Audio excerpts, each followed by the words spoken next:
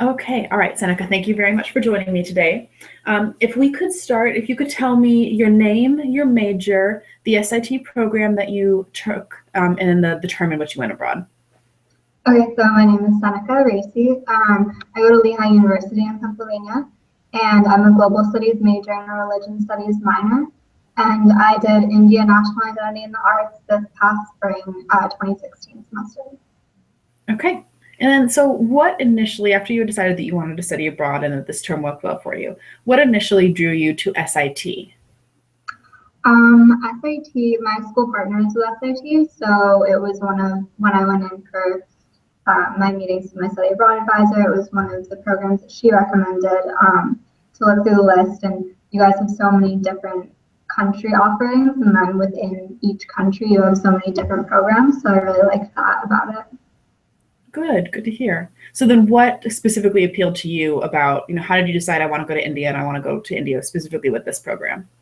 I've been thinking about India for study abroad for a while because I've done a lot of traveling in Europe and like Central America, and so I wanted something completely different. I've been to Asia before, and I have some Indian friends, and that also sparked my interest, and I knew that it would be, a bunch of people told me that it was a great place to study abroad because it's so like different and it's such a big place that it's a great place to be for like such an extended period of time rather than just going to like a small country and having such a long period of time. Good. So then tell me a little bit about your ISP, your research project. Okay, I did my ISP on, I went to Varanasi, which is in northeast India. It's a really holy place. It's where the Ganges is. So it's a Hindu and Buddhist kind of pilgrimage site. And I studied tabla, which is Indian classical drum, for my ISP period, which was really great. So I did a practicum based one. And basically I had lessons every day and I practiced every day. And then for our presentation, I was able to purchase the tabla so I could go and play for the final presentations, which was really great. Fantastic. So did you actually end up writing a research paper on this, or did you just use your ISP as more of like an interactive and then a demonstration as your final project? So I did write a research paper. It was more like I had developed a research question sort of, but then once I got there and started talking with my teacher and my like academic advisor, it was the same person, but I kind of came to the understanding of like the world of Indian classical music is so broad and complex that in order to do any research in it, you need to have, a really solid foundation of knowledge. So for me, like this was just the beginning of that. So it turned more of like a research paper about my experience than about like a specific research question. Yeah.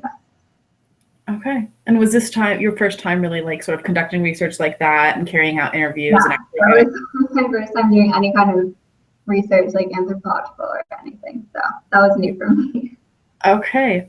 And do you think you'll be able to carry out further like this research into the future? Will you be using it again for like an honors project or anything like that? Yeah, hopefully when I go on to grad school or any kind of senior thesis, definitely. Great. We'll definitely keep us in the loop on your next adventures there and how you use the research going forward.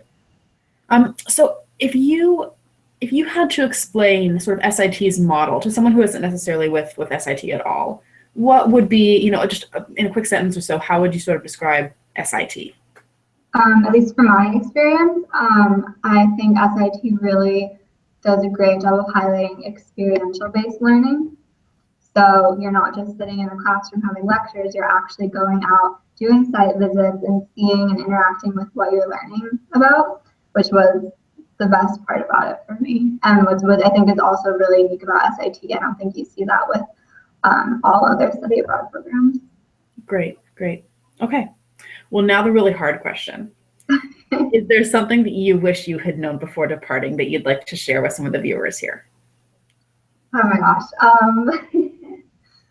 I think just that everything was going to be okay. Like I was going to be taken care of. And I don't know, I had a lot of anxieties about like leaving and going to India, and just it was this whole big thing that I didn't really have a lot of information about.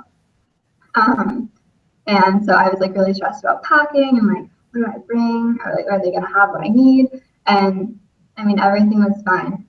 The staff was absolutely incredible. Like the national identity and the art staff in India is so phenomenal. Cannot say enough good things about them. And so I wish I had just someone who told me, don't worry about it. Like everything will be taken care of. You just need to get there and go with the flow and it'll be fine. Good, good. Going with the flow is definitely key, I think, for studying abroad in general, but definitely for India. Yeah. Good, good. Okay. Well, is there anything else that we didn't cover that maybe you would like to share? I don't think so. Okay. Okay. All right. Well, Seneca, thank you very much for your time. Yeah, thank you.